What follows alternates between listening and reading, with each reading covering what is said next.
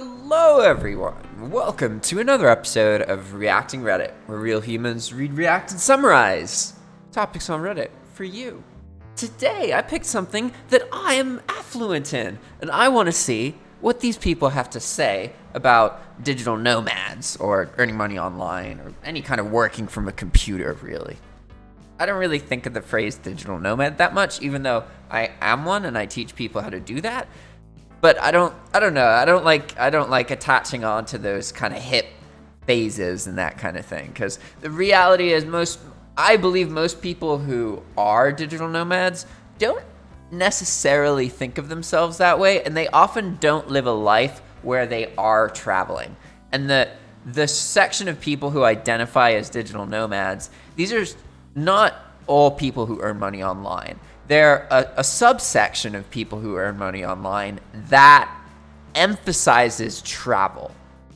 That's basically it. They don't represent all people who earn money online. And there's a bunch of people who could be digital nomads because they work from a computer, but they just stay in their house, and it's normal to them. They're used to traveling, or they traveled a bunch. In my situation, I was born in Sri Lanka, I lived in Africa, lived in Lesotho.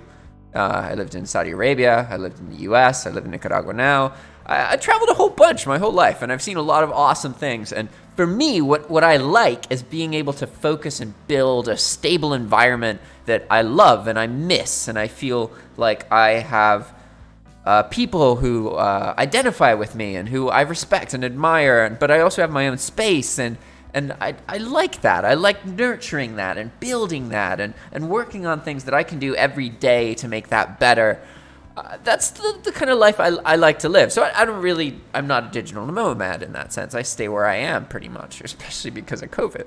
But you can do a lot of things with earning money online. And I'm really curious what the advice Reddit has about this topic, because there's a lot in general online that's just not accurate. And if you want to get involved into like working for yourself, basically, like, if you focus too much on money, it's going to take you forever to do it. Whereas if you focus on the actual concept of like putting yourself in a position where you provide for yourself, like, you can do things for 30 minutes to an hour every day that change your life in 1 or 2 years. That's the reality, no matter who you are. And actually, the more developed the country you live in, the harder it is to do this. So if you're listening to this and you live in like Bali or Nicaragua or, some other place than like the United States or, Israel or England, these places that are really expensive, right? You actually have an advantage, believe it or not. Like, the most advantageous person to earn money online lives in the cheapest countries. That's all it boils down to. It really just boils down to how much does it cost. Because if you can change your life by earning $400 a month, that is relatively easy to do, right? Whereas And what often happens when you're trying to earn money online, you don't actually earn a certain amount every month. It's usually more unreliable than that. Like, maybe you have a good month and you earn $1,000 and you're like, holy crap, and then you try your best and you just don't have as much luck and you only earn $400.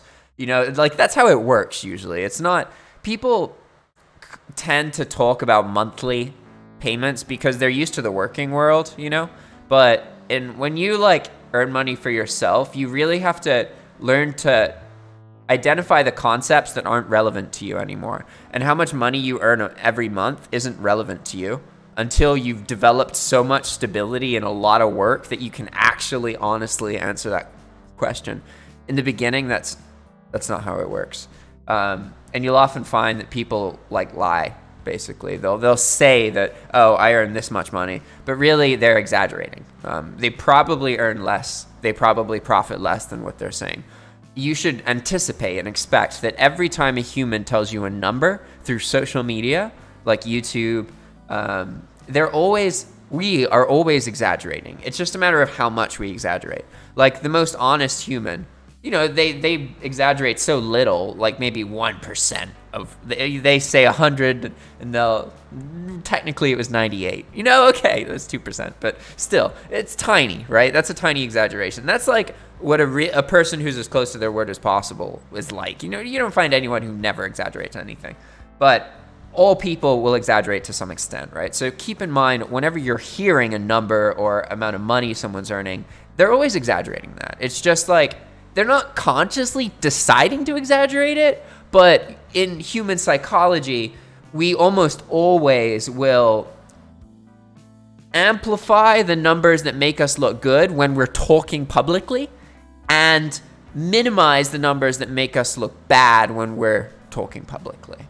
And anytime you're listening to something another human made, you can perceive them as talking publicly. Even if, like, right now, I'm talking about this privately in a room alone.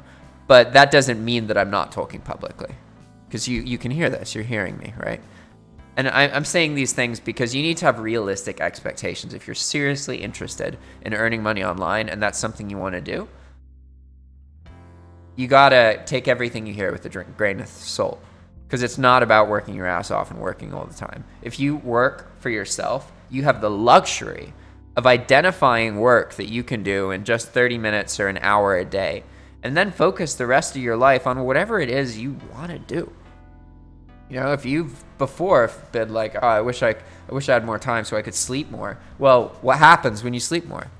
And then what?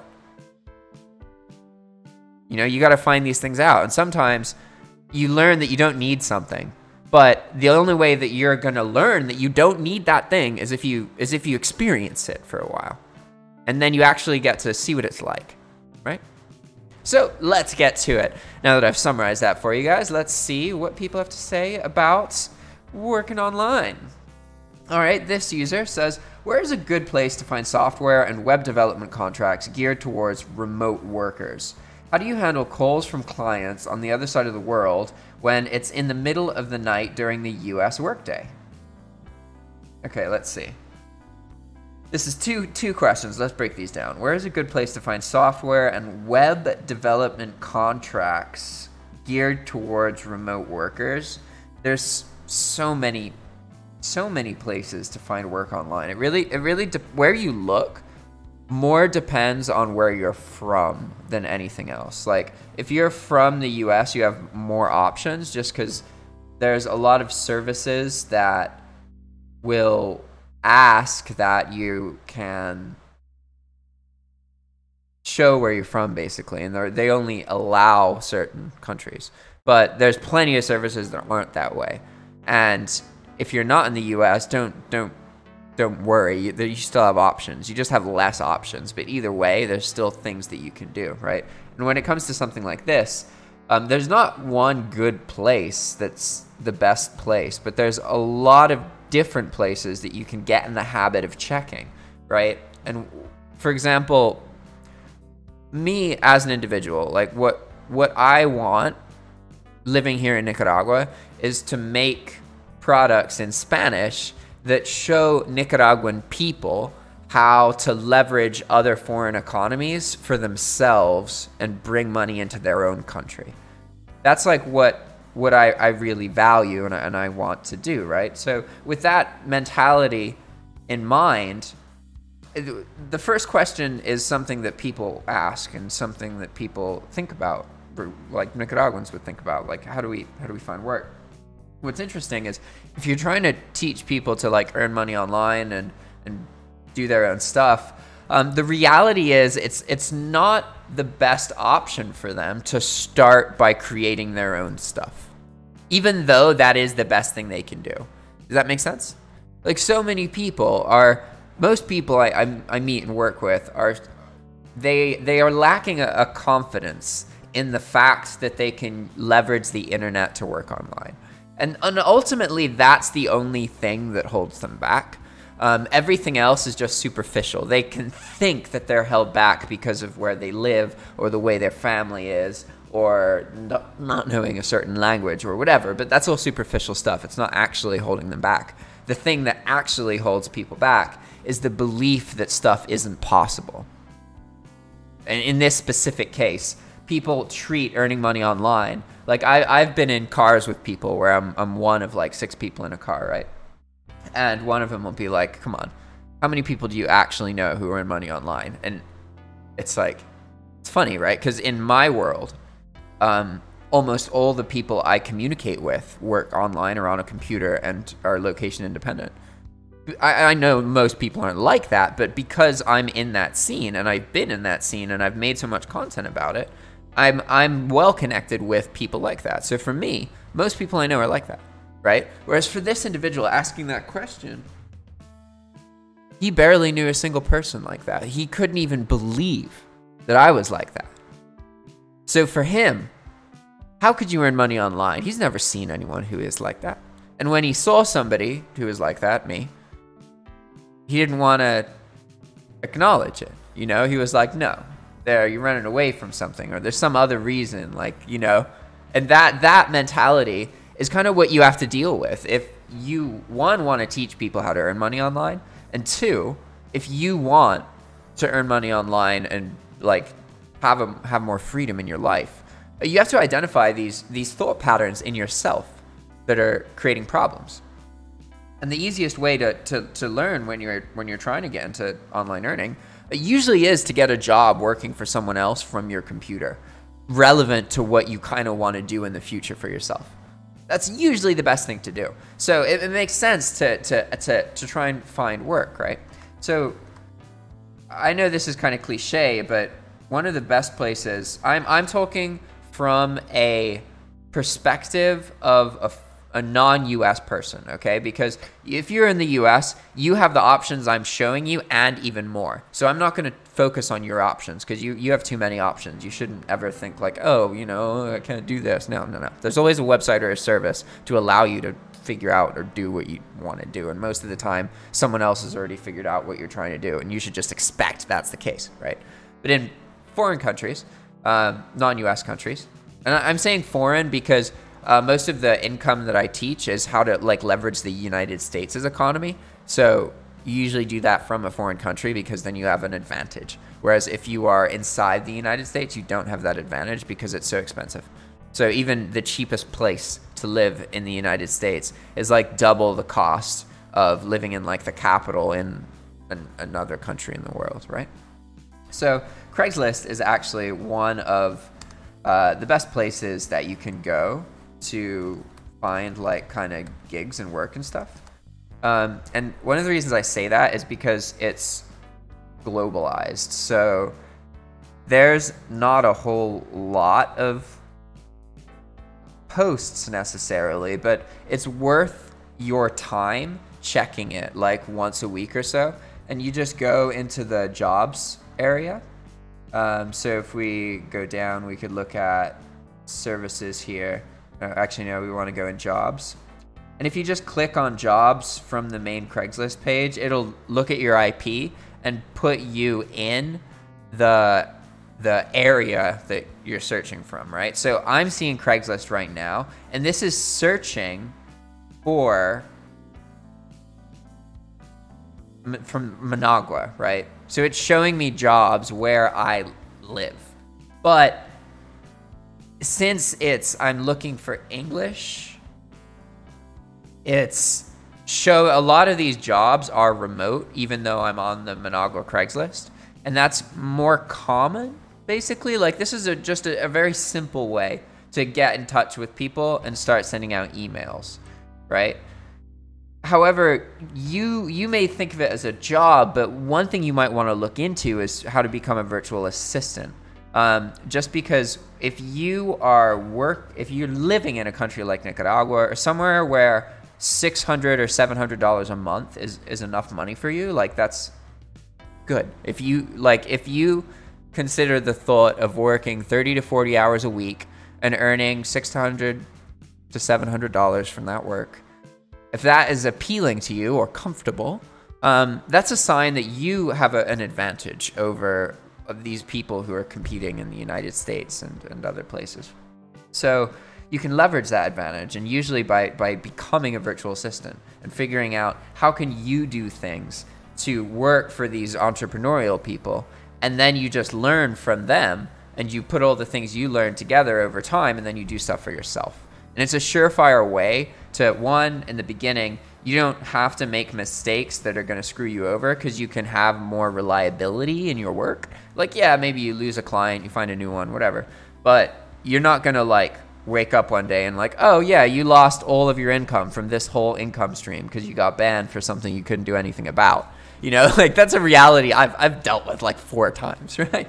But, and actually I take that back because I deserved it sometimes, but other times I was innocent, right? I'm not saying I was innocent every time. But my point's that in the beginning, it's often better to find a job as a virtual assistant. And that is very easy for you to do. You can think that it's not, but again, that's a superficial thing you're telling yourself, and it's not true. The reality is there is loads of demand. And provided you live in a country where you can do something with $4 or $5 an hour, like if you could be happy right now at this point in your life, if you could feel proud of yourself for having a job that pays $5 an hour, then you have an advantage. Because people listening to this in the US, like especially if you're in California, they'll be like, come on, minimum wage is $15 an hour. Yeah, exactly. That's my point. If you're in California, you're effed. You can earn more money from that, but everything else is so expensive. So if you're trying to earn money online and you live in California, you should understand that you are making it harder on yourself. And unless you absolutely have to, like if you have commitments, you have a family, that's different. But if you don't, you're more likely to succeed if you just change your location. It's easier to spend less money than it is to figure out how to earn more. So you want to be very effective with the money you're earning, because you can change your life with $1,000 a month. You can live an amazing life. You could even support a family with $1,000 a month. Believe it or not. I know if you live in the US, you're probably like, no way, you're full of shit. That's poverty. And yeah, but you have to understand, US poverty is the same amount of money as middle class to middle upper class in like half the rest of the world. It's good money. And by living in the US, your dollars are less valuable, which is funny. Really, it is pretty funny that like you need to pay $1,000 for rent, right? And in California, that's for a room, right? Whereas in other places, that's a whole house.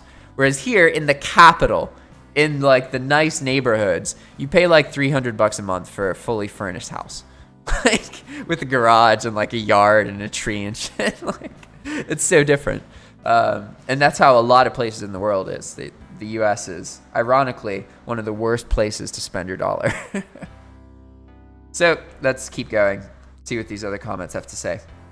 All right, this is a guide one. This is a pretty long one, actually. So I'm going to read this in its entirety, and then I'll reply and respond. See what's going on here.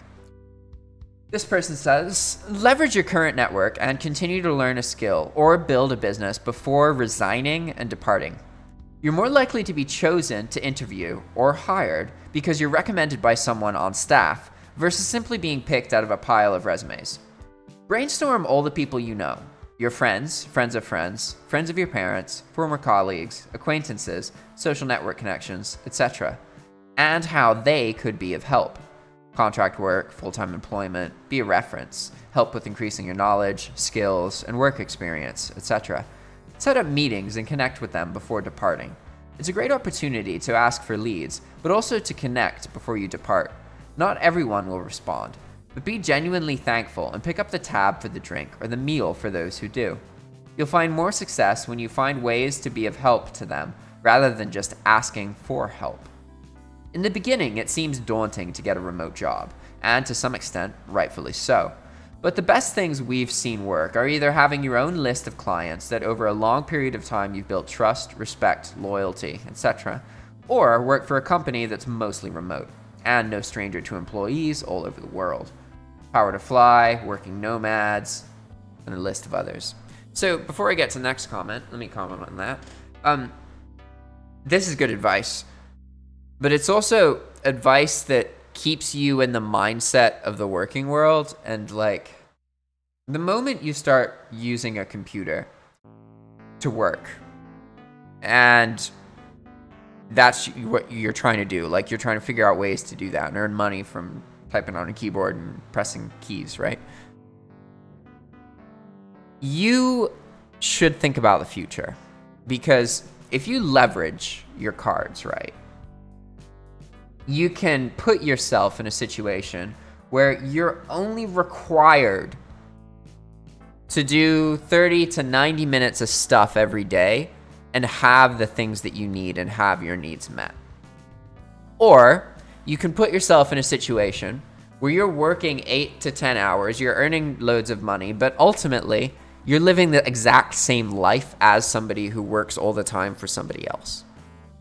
Go on vacations. I guess the main difference is you can travel while you're living that life, right? You can be incredibly busy while you're seeing the world that you have no time to enjoy. And a lot of people do that. I've met a lot of digital nomads who are like that. Like, they tend to fall into like two categories. And remember, digital nomads aren't all people who earn money online. They're just the subset of people who earn money online who focus on being able to travel and be flexible. Make sense? So of these people, this subset called digital nomads, there's kind of two groups in that. There's the group that really just like wants to party and like travel and sleep around and like fall in love and that kind of stuff. And then there's the group that basically abstains and just works all the time. And it's really funny how like occasionally you meet people who have a good balance of these two, this like enjoying life but without becoming a hedonist, right?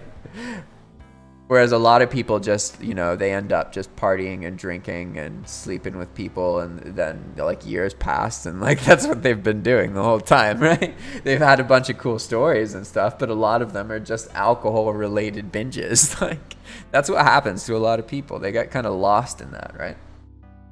But that's not all people. Other people, again, and I think it's just as bad, they just work all the time, because what's the point in earning money for yourself if you still don't have time to be flexible and spend solid, important quality time with the people you care about? Like, if you can't go and spend 1 or 2 weeks every 6 months with someone you love who's close to you, who like still has a job and that kind of thing, if you can't do that because you're too busy, like, what's the point? Yeah, you work for yourself, but you're not using that to your advantage. You're just working all the time. Just like if you worked for someone else, you can just say it's for yourself. But if you are in the habit of working like 8 to 10 hour days, like it's really dangerous. Like, for a life perspective, you're only here for a certain amount of time. And the things people regret, if you look at like people who are on their deathbeds, if you watch videos of people talking about what they regret right as they're dying, when they're thinking about the fact that they're gone, they're gonna die, what do they regret? What do these real dying people regret? It's always time spent with loved ones. Always. Every time. People don't regret, oh, I wish I had worked more. That doesn't happen. You don't find people who were dying and they're like, man, I wish I had worked more. You find people who were dying and they wish they worked less because they didn't have the time to spend with the people they love. So you can be like those people who spend most of their lives working all the time to then die and regret it. Or you can work for yourself and figure out how you can put yourself in a position where you only have an hour or two of required work every day. And you can fill the rest with focusing on building the best future, but in a way where it's relaxed and you are interested in things. Because, yeah, maybe you'll work 8 hours that day, but that doesn't mean you're thinking about working for 8 hours. And honestly, if you think of work in an hourly way, bullshit. It's not about working for 3 hours. I could work for 3 hours and not do shit. And then you could work for 15 minutes and accomplish more than I did in 3 hours. Easy. I could easily procrastinate for 3 hours and get paid. You know, that's how a lot of life is. You know, people put in like 80% for an hour and then 20% for 7 hours. Like that's how it often works. Or they're so overwhelmed by their home environment or situation that they can't focus at work. You don't get 100% from people, like ever, basically. So don't throw your life away to working all the time. And I'm just saying that this because that previous comment had that kind of vibe where it's like, yeah, you can get it, but I also don't want to discredit the fact that the comment was talking about how important it is to network, and that is absolutely true. You knowing the right people is a huge advantage, and that's why making a YouTube channel is one of the most powerful things you can do. If you want to change your life, make a video and publish it on YouTube every single day for 1 year, and tell me that didn't change your life by the end of it. There's almost no way. Okay, I guess I have to add some caveats. One, you have to publicly have some kind of contact information, like an email address. Maybe you make your own email address, whatever. I just used my own one the whole time, and it was fine. But you have to be contactable. You have to be able to be like, hey, world, you can get in touch with me and do it here, okay? And then you have to publish one video each day about anything you want. And you have to say, hey, contact me. Reach out to me. Send me an email.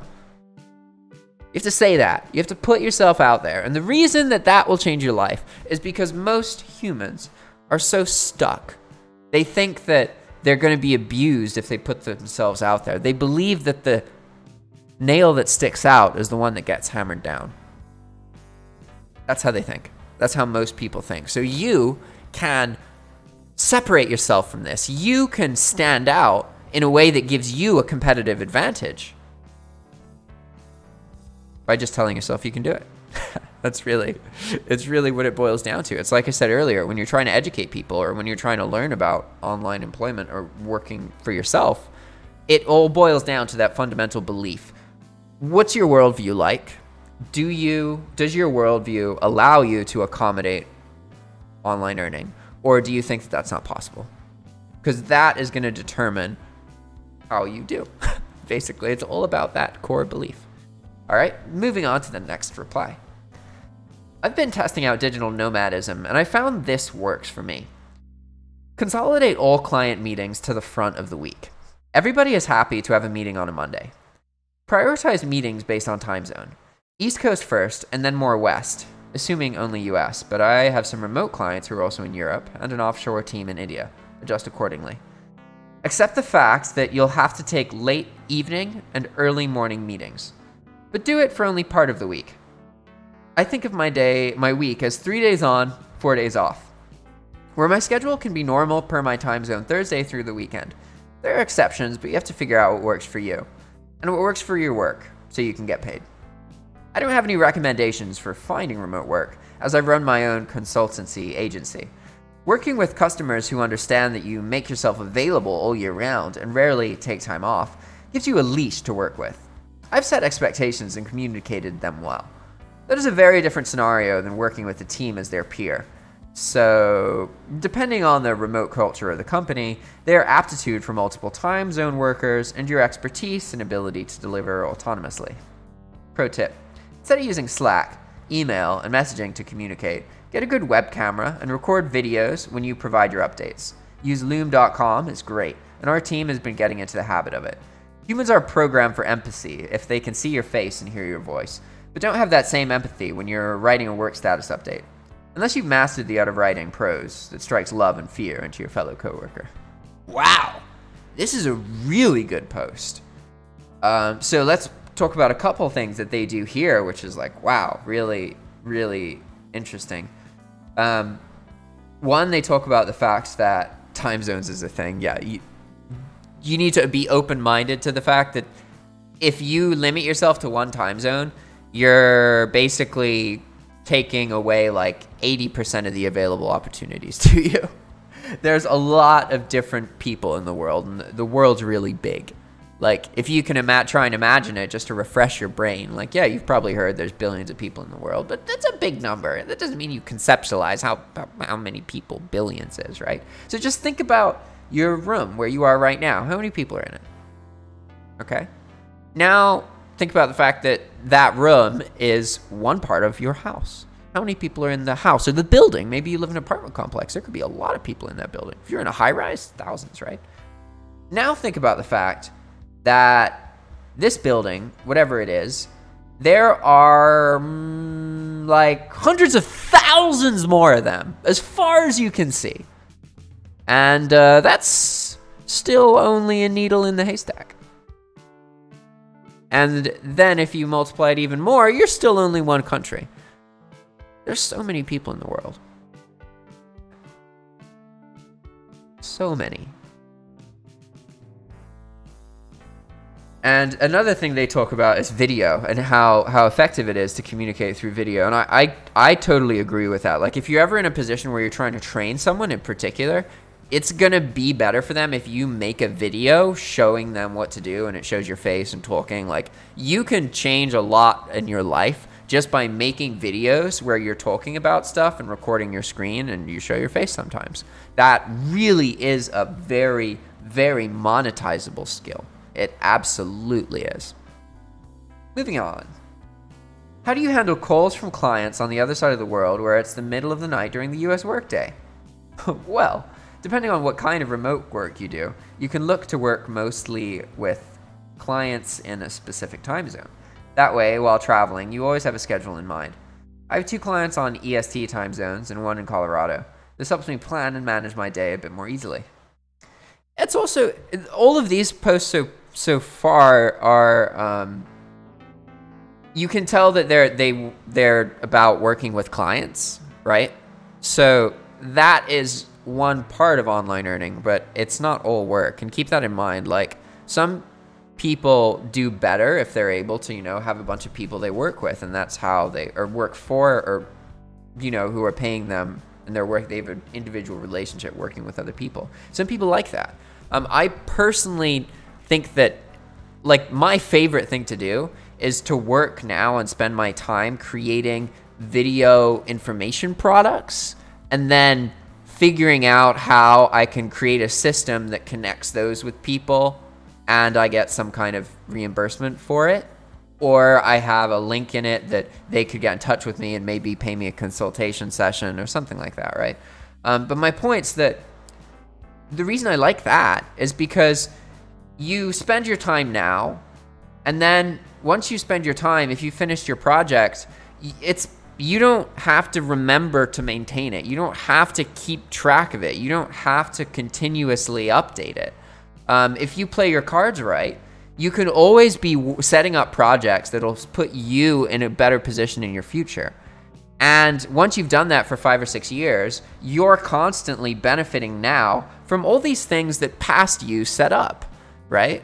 Like in my case, I built a YouTube channel, really messily, to be honest. I just made videos whenever I wanted to, all the time. Eventually, after making over 1,000 videos, I understood that, okay, if you want to make content, the thing it all boils down to is, what's the problem you're trying to solve, and how are you being informative and providing a solution or information about that problem? And that's what your mentality should be. It shouldn't be, how do I get views? What can I do to get views? You can think about views, but it should be, how do I solve this problem? What is the problem? What problem do people have? These are the kind of questions you have to ask. And then you can be like, okay, this is the problem people have. This is how I want to solve it. Now, how do I get views while doing this? Okay, yeah, that makes more sense. But you can't start with that interest of just getting views, right? Because it fundamentally means that you're going to be competing with a ton of people who also are just trying to get as much views as possible, and they're not creating the educated, informative products that people actually want. Because people just want to learn stuff. And if you can make videos and courses and crap where people learn stuff, and you can get a system to expose that content to people, then you can earn money that way. So I'm just saying this because you don't have to think that, oh, you have to be really professional, you have to be really diligent, you have to maintain a list of people and meet people and stuff. Like, that's something your life can evolve into. Don't think about starting that way, because a lot of people can't start that way. It's too professional, basically. A lot of people are more amateur. I'm totally more amateur. Like, I started essentially by just making YouTube videos all the time. And barely anyone watched my YouTube videos, but I realized that I feel more meaningful in my life if I make videos. There's something about publishing content and putting it out there that makes me feel more alive. It makes me feel happier. And ultimately, even if I didn't meet the people I did from YouTube, YouTube alone allowed me to be confident, because I went through this whole phase where people would talk a bunch of crap on me about me on YouTube, right? And that was my perception. That's what I thought. I was really insecure. And over time, I realized I would look at the comments and be like, wait a second. Like 8 or 9 of these out of every 10 are positive. Only 1 or 2 is negative. Why do I think? Why do I care about that one negative comment when I'll ignore 15 great comments to look at this one negative comment? Why do I care? Why am I prioritizing this one asshole over 15 people who respect and appreciate me? You know? And it showed me, I was like, wow, okay. That means I have a problem. There's something inside me that's doing that. It's not because the internet's mean. It's because there's something in me that wants to pay more attention to criticism of myself and wants to, I don't know, like figure out if it's real or bad. And that part of me, I learned, was just me not believing in myself. Because when you make content you really believe in, you can just do it and you know, okay, yeah, people aren't going to like it. There's certain things I know people won't like. And that doesn't mean it's bad. Because the reality is, most of the time when you create content in the beginning, whoever first sees it, whatever group of people first sees it, there's a high chance that they won't like it. But that doesn't mean that the whole content isn't useful for people in the rest of the world. And what often happens is that a certain group with specific interests, right, will hate your content for some reason. But that doesn't mean that it's actually not useful to tons of people, right? And I'm not saying it always is. Just because somebody doesn't like your content doesn't mean that it's good content at all. I'm not saying that.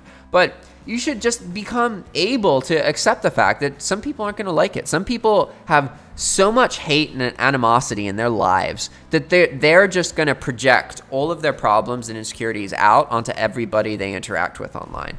And so you can basically just see what they're telling you and put the sentence, what I hate about myself and I'm projecting onto you is, and then just read the rest of their comment, and it makes total sense almost every time.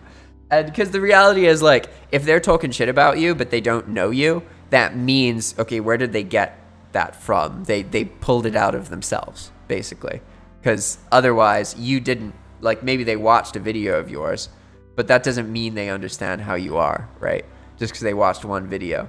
And it's quite easy for people to watch a video, and honestly, they wouldn't even watch it. Most of the people who talk a lot of shit, they will watch a video for like 4 seconds.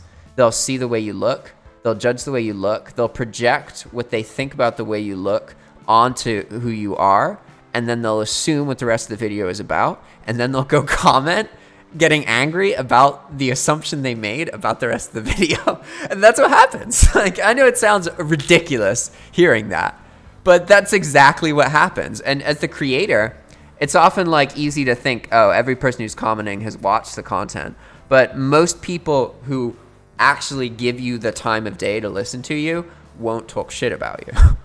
Like, that's just how it is usually. Like, occasionally you get people who talk shit but keep coming back and watching your videos. Not commonly. Most of the time, the people who are talking crap are one-off people who aren't even going to respond if you reply to them. Like, sometimes I reply and people are like, whoa, whoa, whoa, whoa. I didn't think you'd actually read that. Like, sorry. It's pretty funny. Moving on. Okay, here's a good one. It's generally best to find your clients before leaving your home country. It's usually possible to schedule meetings at the beginning or end of your client's workday, so you can avoid the times when you are asleep. Yeah, these are all about having clients, which is quite interesting because it's not super common. I mean, I guess looking back though, I got the life where I do this through hundreds of online conversations through Skype and Zoom, and they weren't clients though, they weren't paying me, and it still changed my life because I got I got so much more information. Basically, I share information I learn. If it's useful, I just share it. And at the time, very few other individuals on YouTube were sharing the kind of information I was. So people felt very grateful. And a lot of people, like over 100 people, I set up a service where anybody can talk to me for 30 minutes for free.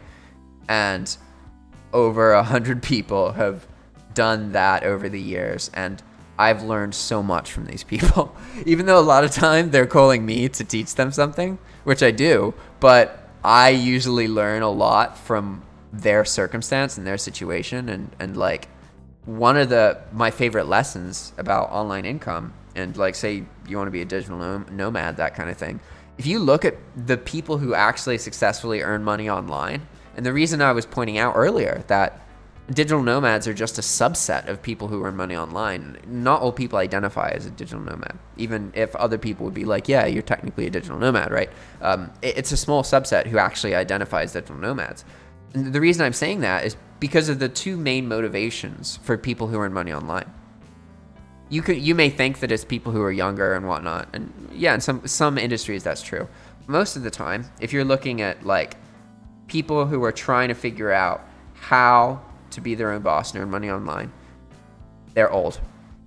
They're older than me. I always thought people would be in like their 20s, but that's not true. Almost never. The people who actually succeed and do it are usually in their 40s to 60s, and they usually have kids, and they're trying to retire. The two main motivators for them are, one, providing for their family, or two, being able to retire. A lot of people aren't going to be able to retire unless they do something. They didn't work, they didn't get a pension, whatever. They are like in their late 40s, and there is no way for them to retire. So online income becomes their option to get their life back instead of just working for the rest of their life until they die. So that's a very strong motivator. And so is having children. These are the two biggest motivators. And this may be disheartening to you. I'm not saying that if you don't have kids or you're not retiring, I'm not saying you can't succeed. But I am telling you that in my clients and the people that I've talked to, there is a recurring pattern. And again, over 100 people, where the people who are seriously doing these things and earning money online and they're actually finding success, they're older. They have kids and they're scared of not being able to retire. That's their demographic. Like I can almost always predict it before I even start the call. I can know what kind of person they're going to be. And basically I talk to people like that who live in the developed countries, and I talk to young people in the developing countries. And so the young people thing seems to be true. The sort of belief that more young people are interested in earning money online. That does seem to be true when you look at lower income countries, like low cost of living countries. The young people are more often more involved. And this correlates to the youth disengagement rate of the country. So if you have really high youth disengagement, you usually have a very high engagement, ironically, of online income. If that makes sense. Like from the developing world's educated, judgmental perspective, disengagement or youth disengagement is when kids stop going to school, stop working, stop going to church. Okay, that's disengagement. But they don't realize that a lot of these people, they're disengaging from those, but that doesn't mean that they're just disengaged from life in its entirety. It doesn't mean they're disengaged from business. A lot of them actually end up becoming entrepreneurial. That's like a total correlation that's measurable. You can study that. So that's just something to think about, right? All right, moving on. What kind of skills and occupations are best suited for remote work? Where does one start to learn these skills, get experience with these positions before trying to take them remote? Oh, that is a great question. So regarding what kind of skills and occupations are best suited for remote work, I will tell you one answer, and that is networking, connecting with people, video calls. If you can get good at that, get comfortable at it, and figure out how can you be in a position where a person a day, you're having a conversation with a different person every day. How do you put yourself in that position where that's a part of your life, right? That's how you change your life, because that could mean so many different things. It only takes one conversation with one person to put you in the right mentality to do something meaningful that makes a difference in your life. So the most valuable skill you can have is people skills, because no matter what you do, whether you're an artist or whether you are a programmer or whether you are a singer, all of these things, if you're an artist and you have people skills, you can leverage that to earn more money online. If you are a singer and you have people skills, you can also leverage that. It's always better to be better than average at something, but good with people, than it is to be really, really, really good at something, but horrible with people. Because ultimately, if you're really good at something but horrible with people, then you get things out of life by being around people who are able to tolerate the fact that you're a shit person. But you don't want to rely on that, because there are people like that. There's plenty of people. Go to Hollywood. Tons of people tolerate shit, abusive people all the time. But that doesn't mean that it's worth it, right? So the skill that you want most is talking to other people, to strangers on video chat.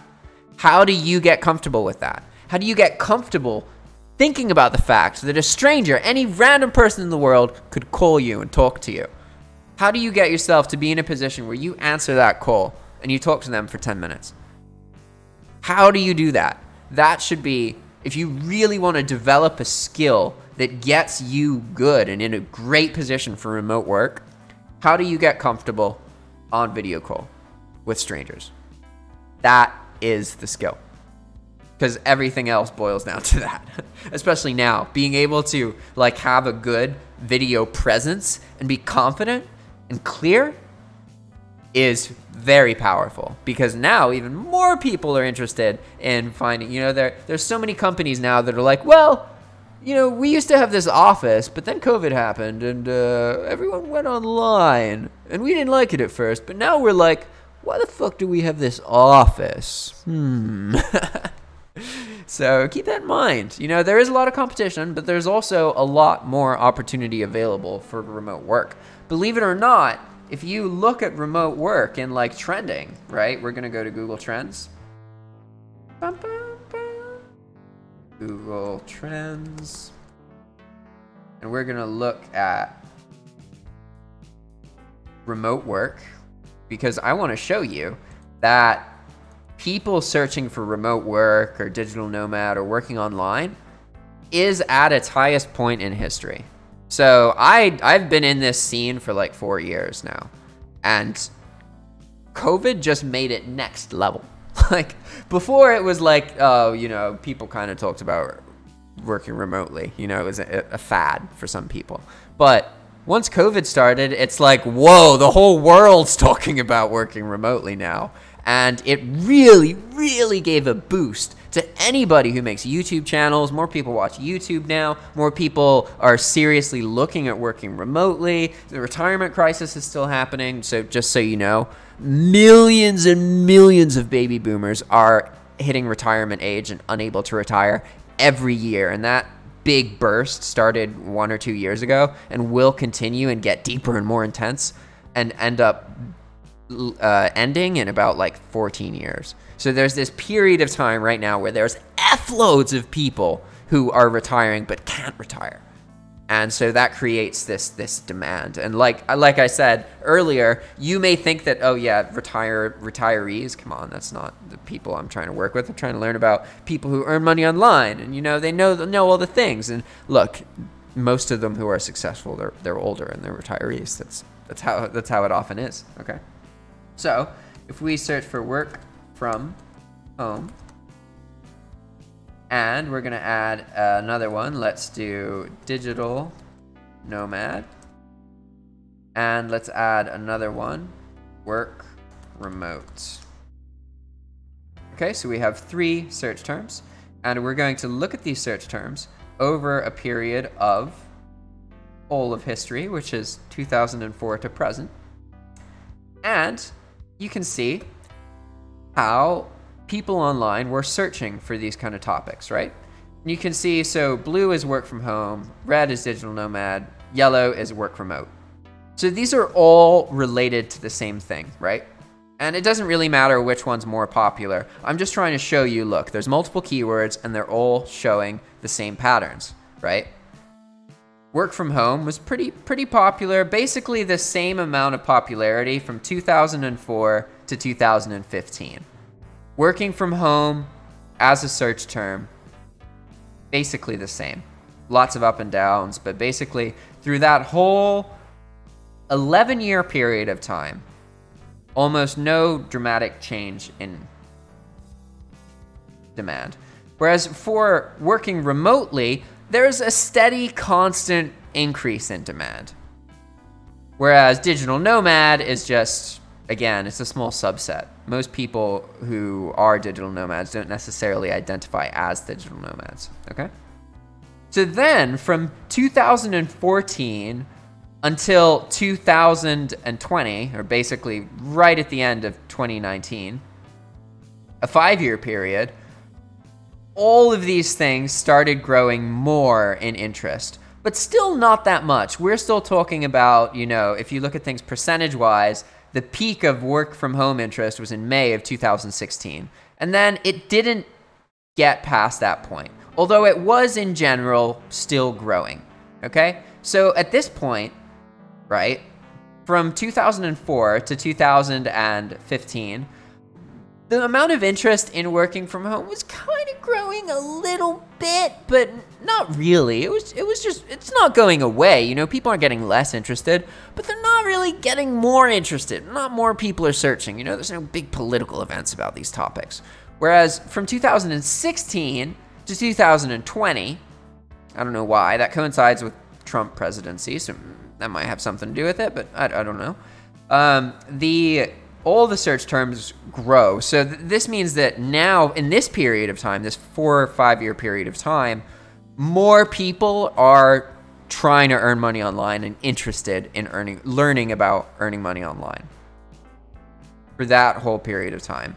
However, we're still talking about 50% of the peak in COVID, okay? And then COVID starts, and immediately by March, the highest amount of people ever in history trying to earn money on, or interested and searching for content related to working from home, digital nomads, working remotely, earning money online. Let's add this. The moment in history where most of that happened was in March of 2020. That was very recently, guys. And ever since then, of course, whenever some influx happens, people always drop off, right? And then it stabilizes. And that happened, and all of these topics are around 30 to 60% more traffic than they were before COVID, after the correction. Like, that's insane. Like, that's totally insane. That just shows how many more people are interested in this now. We just got a big boost of traffic. It's just the world is more seriously looking at earning money online. Look, I can add other search phrases and they show the same patterns, right? Like, okay, earning money online barely got searched for, actually. It's too long. Let's see, working online. I forgot, they need to be 2 words, basically. Otherwise, they don't get searched very much. So you can see this one had a peak over here, but aside from that, it's basically the same trend. You can see that in the past, in 2004, they were searched for much less frequently. Whereas in March of 2020, the event happened where the world started being like, holy crap, what about working online? In March of 2020, that was the month. After that, it dropped a bunch, but stabilized to a new high. And that's what every keyword related to working from home shows. And that's how I know that there are more people interested in this. There's more people interested in digital nomadship and all that stuff than there has ever been before.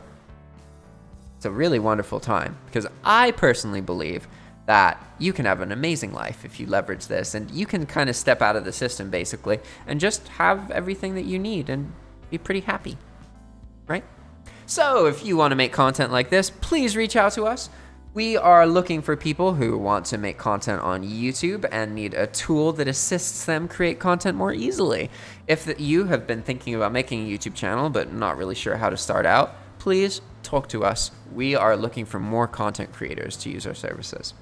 You can get in touch with us by reaching out by going to our YouTube channel, clicking the About page, doing the business capture code thing, and saying hello. That way we can set up a Zoom call with you. All right, everybody. Thanks for watching. See you next time.